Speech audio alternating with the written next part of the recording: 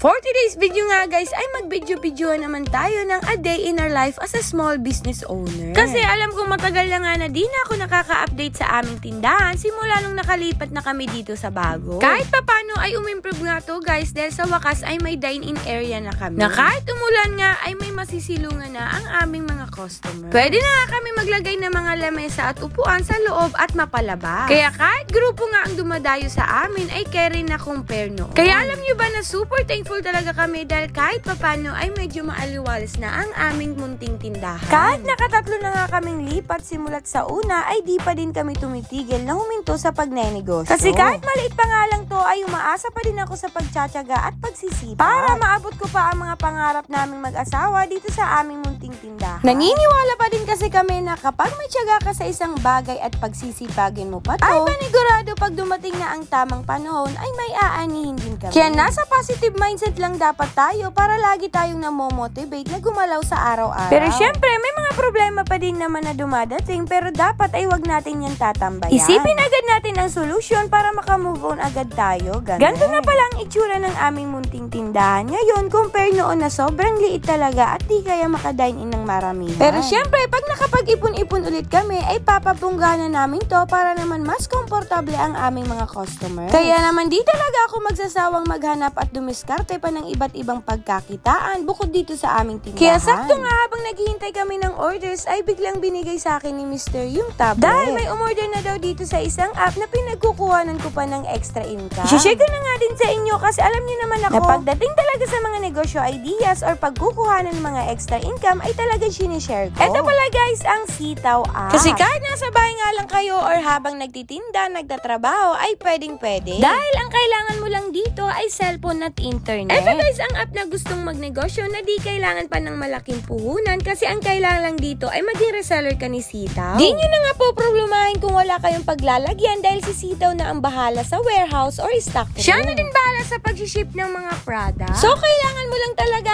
ay i-download ang Sitaw o mag-visit sa kanilang website. Once lang nakapag-register na kayo ay pipindutin nyo lang ang Be a Seller. Isip na lang kayo guys kung anong ipapangalan nyo sa shop nyo basta ilagay nyo sa referral code ang code ko na Flix1. Tapos dito naman sa baba ay ilagay nyo na din yung mga kailangan gaya ng ID. Tapos click register dito shop. Na din kayo pipili kung ano ang gusto nyong ibenta. Kasi ang maganda talaga dito guys ay lalabas lang kayo ng pera once na may umorder na sa inyo. Kumbaga ay aabunuhin mo muna. Kasi ang mga customer mo talaga dito ay yung mga taga-ibang bansa. Kaya naman for the go talaga. Then kapag na-receive na ng inyong customers ang product nila ay kusa naman ilalagay ni Sitaw ang benta at profit mo. Up to 12% nga ang commission mo kaya panalong-panalo talaga kung naghahanap kayo ng extra income katulad kaya kung ako sa inyo ay i-download nyo na din ang Sitaw app. Para naman makaipon-ipon na din tayo para panibagong investment naman natin. Ganun. O diba, dapat ganun ang mindset natin guys na di pwedeng mag-stick lang tayo sa isang negosyo. Kung maghahanap ulit tayo ng ibang paraan para di lang tayo umasa sa isa. Kasi may mga times talagang mahina talaga ang benta dito sa aming tindahan. Para kahit mahina ang ating isang negosyo ay meron pa din tayong pagkukuhanan ng isa. Kumbaga balance lang, diba? At dito talaga sa aming muntindahan mga may ay may kanya-kanya kaming naka-assign na gawain. Kung si Mr. ay sa paggagawa ng takoyaki at minsan siya na din ang nagdi-deliver. Si Tita naman sa paggagawa ng mga drinks at si Mama naman ang taga-bantayin sa aming junakis. Ay ako naman yung taga-handle ng lahat. Ako yung gumagawa ng mga snacks gaya ng pagpiprito, pagsisil ng mga drinks,